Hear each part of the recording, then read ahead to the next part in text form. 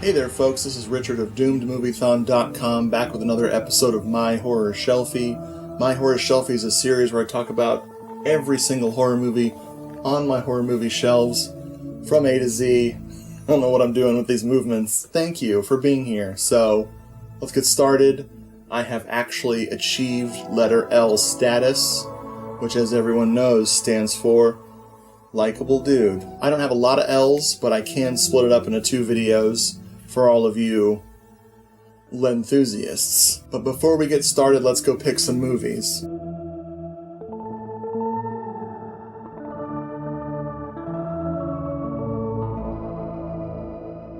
This is going to be hard to top in terms of insanity in this episode. Lady Terminator is one of the craziest films I own. It is a Terminator ripoff, and it is better than the original Terminator.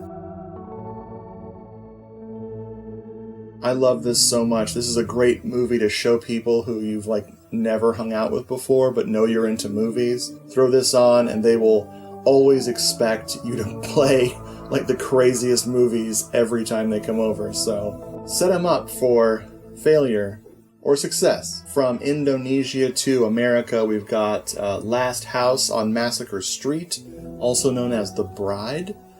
This is a very small, simple movie with some great atmosphere and really fun performances. I'm a big fan of this one. Highly recommend it for that kind of weird vibe. It's definitely a story you've seen before, but the way it's sold on you is really interesting. Good old Code Red thoughtfully included Wild Little Bunch. I don't know what it is. I'll never watch it. Double feature here, one of the most infamous slasher double features is Scream Theater double feature of Last Slumber Party and Terror at 10 Killer. These are both very strange films and completely different from each other.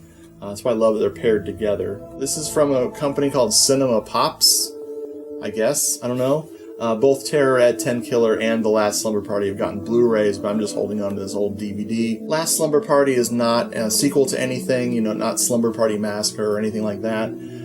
It is trying to capitalize on the slasher boom by doing, a pastiche of other films. Terror at 10 Killer is a movie about a lady trying to strike out on her own with her friend and get away from men, get away from a bad relationship.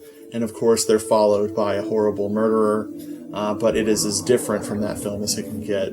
I'm one of the few people I know that really genuinely loves that film, but, somebody loved it, so it got a Blu-ray. Okay, classic right here, and a secret Christmas movie. We've got Legend of Hell House. This is just a masterpiece. It's sitting right next to another masterpiece. I'm excited to talk about both of these films. I saw Legend of Hell House when I was very young. I probably saw it as a teenager or a tween-ager. It just blew me away completely. It's so good, scary, and it holds up to yearly Christmas viewings in this house. It ends on Christmas Eve, or it ends on Christmas morning. I think it's Christmas Eve, but that's reason enough for me to get this out every year. So good. And yes, as promised, here is Let's Scare Jessica to Death. Another film I saw when I was very young, made a big impression on me. It's a slow burn, it's a scary film, and it really holds up, well into my late 70s. Less classic and more bombastic, you have Life Force, directed by good old Tobe Hooper, or as we call him on the podcast, Hello, This is the Doomed Show, Tuber. Life Force, if you haven't seen it in a long time, it's crazier than you remember it. It's also louder than you remember it. This is a great way to test your speakers with the Shout Factory one. Life Force is something else. It's just so over the top and overwhelming. I miss Tobe Hooper. I miss these days when he could just destroy you, pummel you into your theater seat with explosions and screaming and laser blasts and lightning and whatever. Okay, Euro horror, finally. Getting to some nice Euro horror here. Livid, or Livide. This is my Studio Canal, I believe, British DVD of this film. This was from the guys who made Inside. Inside being, completely insane French nihilistic splatterfest. They made this very different vampire movie that is, it has some shocking violence to it, but what's really great about it is its tone and its mood. Just a pretty film and a spooky little gem. I hope this finally got a release over here. I had to get this DVD years ago because you could not find it anywhere. When I finally did pick it up, I was more than pleasantly surprised at how much I enjoyed this. But I am overdue for a rewatch, so last two films, absolute masterpieces, back to back. Lisa and the Devil, but with House of Exorcism. Lisa and the Devil is my favorite Mario Bava movie. It is just exceptionally great, not appreciated in its time, shelved after a few screenings, and then dug up and to capitalize on the Exorcist craze. Poor Mario Bava and the producers had to throw in some exorcism sequences and have Elka Summer acting like she was possessed by the devil. Holy shit, it's not good. The House of Exorcism is, if you've ever seen Lisa and the Devil, it's a travesty at best. And if you've never seen Lisa and the Devil, then House of Exorcism is just really confusing. Which, I could see, as a young person, I could have seen House of Exorcism and just been like, what did I just watch? That was wild. But I saw Lisa and the Devil first. It became my favorite Bava movie, therefore, no. You got Telly Savalas as the devil. You've got tons and tons and tons of atmosphere. The vibe. I'm a big fan of that Euro horror vibe, and that is all about this one. Or this one's all about that. You get the idea. So the last film for this L episode is The Living Dead at Manchester Morgue, or, Let Sleeping Corpses Lie, or Zombie 3. This has all kinds of weird titles. I first heard about this film very strangely. I rented some bootleg horror movies from this great store that has long since disappeared called Unique Video. And at the beginning of the Zombie 2 tape, it had a clip from Living Dead at Manchester Morgue to kind of get you excited about this bootleg company's stuff. And it worked. Here's the clip that they showed.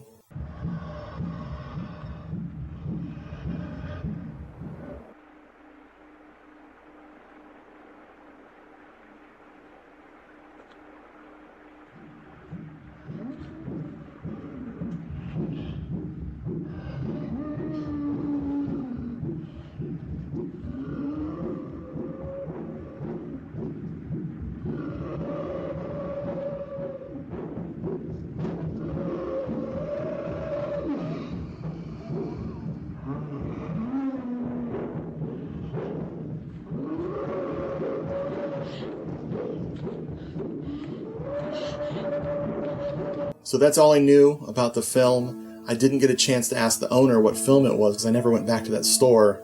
I just returned stuff and then I never went back until they closed, sadly. But when I finally got a hold of The Living Dead at Manchester Morgue, it changed everything. This is a fine example of why I'm obsessed with Italian horror and European horror. It's just so good. This is in my top 5, maybe top 3 favorite zombie films of all time. This will always be way up there.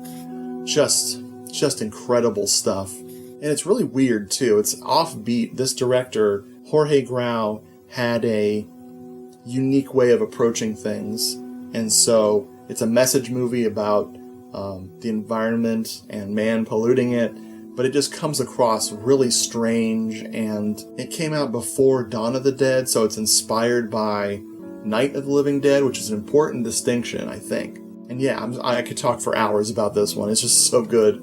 Wow. I wish there was a version that had the original title, like the original Italian title or something. I think there's a legal issue. They keep using this weird opening titles to show the film, and it just looks strange. Does anyone know what's going on with the opening titles of this film? Let me know. Whew, that's going to be fun to edit. Now, I've had much worse recordings than this. You've heard me. But anyway, folks, thank you so much for watching. You expect the best from me, and I will never give it.